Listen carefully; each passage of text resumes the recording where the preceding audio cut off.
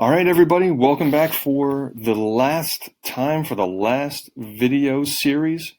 All right, the last two videos on this particular Google slide are going to be the last videos that I think Ms. Coleman and I are going to have for you guys.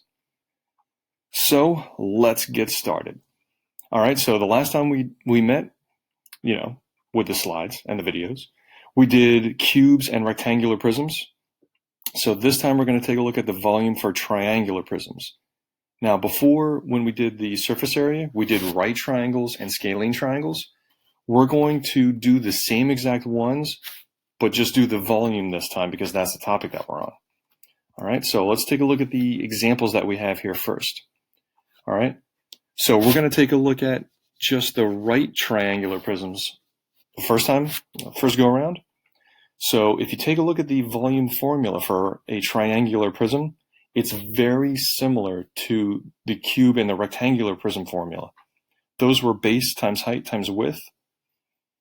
The volume formula for a triangular prism is base times height times width divided by 2.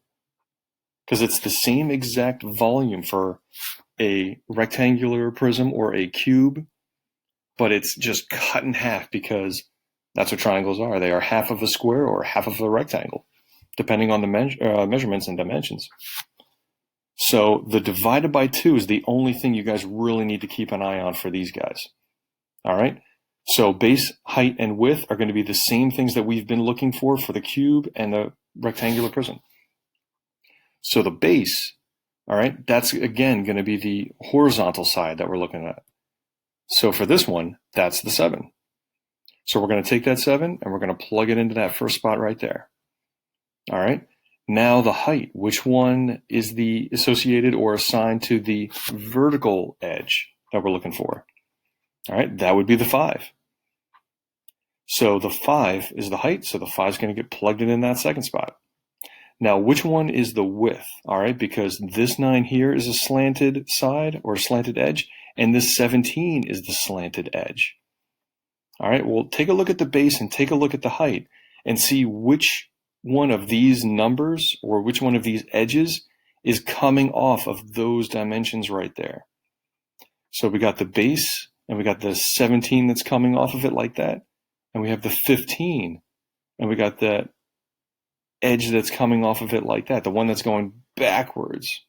All right, we're not looking for the one that connects those two, we're looking for the one that comes off of them. All right, so that width is going to be the 17 right there. So that's the number that we're going to plug in here.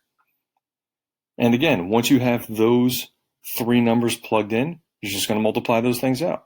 7 times 5 times 17 is going to give you a total volume of 297.5.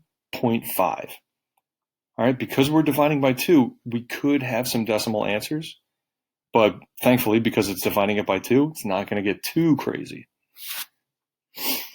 All right, so that was a nice little transparent or a clear rectangular prism example here. So let's take a look at a solid one. All right, so the base, all right, remember we're looking for the horizontal number or horizontal edge that goes with it, and that's going to be the 12 here for this one. So that means we're going to plug that 12 into that first spot right there.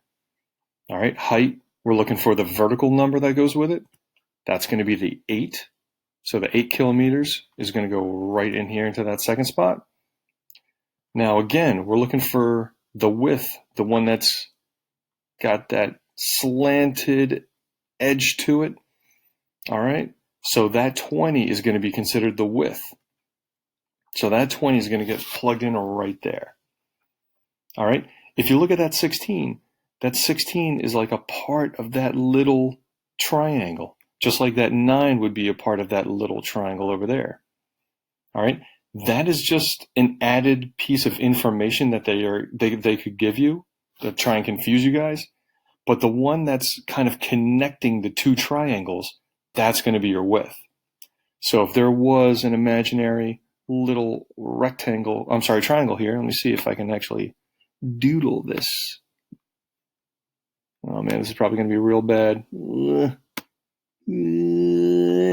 Kind of. All right. So that 16 is a part of the triangle, we're looking for the one that connects the two triangle pieces. And that's where that 20 comes in. So that's why this is considered the width, and that's why we're going to plug that 20 into that last spot right there. All right, so now that you have those three numbers in there, you're going to multiply 12 times 8 times 20 and get an answer of 960. All right, so let me take a look at these problems over here with you guys. All right, this shouldn't look like this on your screen. I had to edit this. This is, unfortunately, I couldn't make the videos on my other computer anymore, so I have to send everything to a Mac, and this is what it looks like when it converts. So, but don't worry, it'll look better on yours. So just like what we did with the cubes and the rectangular prisms, you're going to plug in the base, the height, and the width into that setup. Don't forget to divide these guys by 2, and then calculate your answer and put that in that last spot. All right? And remember, you only need those 3 dimensions, but they're going to give you 4 numbers because they are giving you as much information, all right, as they needed to for certain things.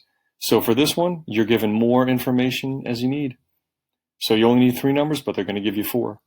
But just like we were doing before, input that base, input the height, input the width, multiply those guys out, divide it by 2, and then you're going to have your volume.